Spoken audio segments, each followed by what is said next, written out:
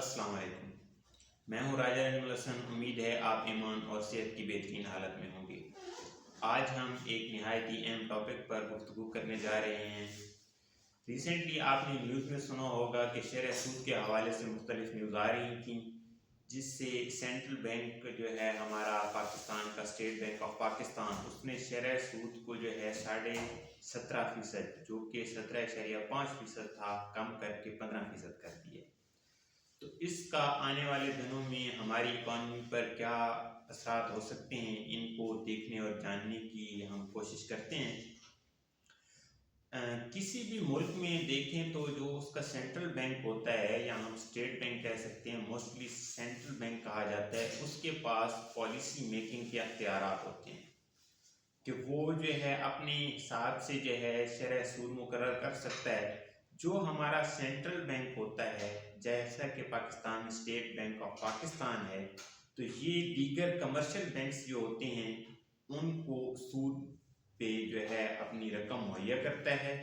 یہ شرح سود جو ہوتی ہے وہ کم ہوتی ہے جو کمرشل بینک آگے اپنے کنزیومر پہ اپلائی کرتے ہیں، یا جو لوگ کمرشل بینک سے سود لیتے ہیں ان کی شرح سود زیادہ ہوتی ہے۔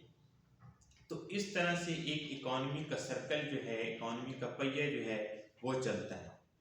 اب ہم دیکھیں کہ اس انٹرسٹ ریٹ جو کم ہوئے ہیں، اس کا امپیکٹ کیا ہوگا ہمارے آنے والے دنوں میں ہماری اکانومی پہ۔ تو اس کی یہ چیز ہے کہ ریئل اسٹیٹ سیکٹر کے حوالے سے ہم دیکھ لیتے ہیں۔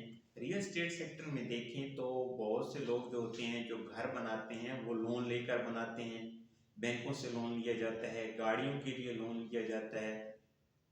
اگر اس کی شرح زیادہ ہوگی تو پھر عوام کے لیے مشکلات ہوں گی، تو اس کی طرف ان کا رجحان کم ہوتا ہے۔ جب یہ شرح سود نیچے آئے گی تو لوگ جو ہے ان کے لیے لون لینا آسان ہے اور وہ اس طرف جا سکتے ہیں۔ اس کے علاوہ ہم دیکھیں تو اس کے دیگر اثرات جو ہیں ایک عام آدمی کی زندگی پر بھی پڑتے ہیں۔ جیسا کہ دیگر انڈسٹریز کو دیکھ لیں کہ اگر شرح سود زیادہ ہوگی، جیسے کہ پہلے 17.5% تھی، اب 15% ہو گئی ہے، تو لوگ جن کے پاس سرمایہ ہے وہ ترجیح دیں گے اپنی رقم کو بینک میں رکھنے کے لیے، کہ وہاں سے انہیں جو ہے ہینڈسم اماؤنٹ آف منی ہر ماہ بنا ایفرٹس کی مل رہی ہے، تو وہ کسی رسک والی جگہ میں، اسٹاک مارکیٹ میں یا کسی بزنس میں یا ریئل اسٹیٹ سیکٹر میں انویسٹ کرنے کے بجائے بینک میں رکھنے کو ترجیح دیں گے۔ جس طرح یہ شرح سود کم ہوگی تو وہ لوگ جو ہے دیگر سیکٹر کی طرف رجوع کریں گے تاکہ اپنے زر کو جو ہے وہ محفوظ کر سکیں اور اس پہ جو ہے پروفٹ گین کر سکیں۔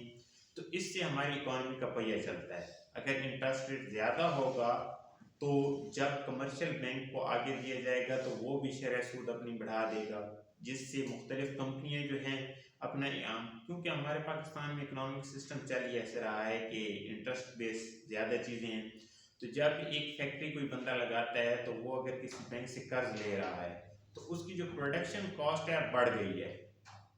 وہ جو ایک چیز 1 روپے کی بنا رہا تھا وہ اب ہو سکتا ہے کہ 2.5 روپے پہ چلی جائے، 2 روپے پہ چلی جائے، 3 روپے پہ چلی جائے۔ تو اس کا امپیکٹ جو ہے وہ اینڈ جو کنزیومر ہے اس پہ جا کے پڑتا ہے۔ تو اس لحاظ سے جو ہے ہماری اکانومی پہ اس کے اثرات مرتب ہو سکتے ہیں۔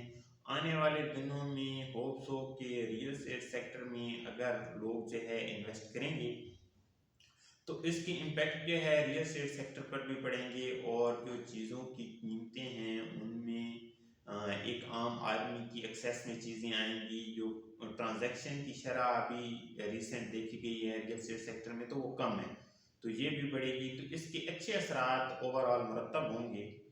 تو اللہ تعالیٰ سے یہی دعا ہے کہ اللہ پاک ہمارے ملک کو ایسی چیزوں سے جو ہے مکمل طور پہ نجات عطا فرمائے۔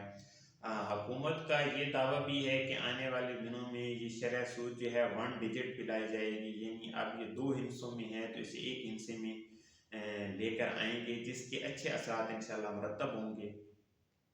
مزید برآں اگر آپ جو ہے ریئل اسٹیٹ سیکٹر میں انویسٹ کرنا چاہتے ہیں، راولپنڈی اسلام آباد کسی ہاؤسنگ سوسائٹی میں انویسٹ کرنا چاہتے ہیں تو آپ ہمارے آفس تشریف لا سکتے ہیں، یا نیچے دیے گئے نمبر پر رابطہ فرما سکتے ہیں۔